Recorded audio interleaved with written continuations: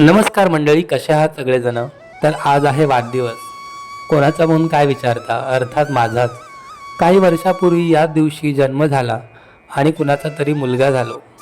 मग काही वर्षांनी कुणाचा तरी भाऊ आणि मग कुणाचा तरी नवरा आणि त्याचबरोबर कुणाचा तरी जावई झालो. आत्ता 2 वर्षापूर्वी कुणाचा तरी बापही झाले बरं का.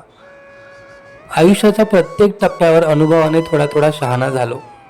आता वाटलं सगळ्या नात्यांनी परिपक्व झालो. पण काही दिवसांपूर्वी सोशल मीडियावर आलो आणि तुमच्या सगळ्यांचा लाडका दादाही झालो.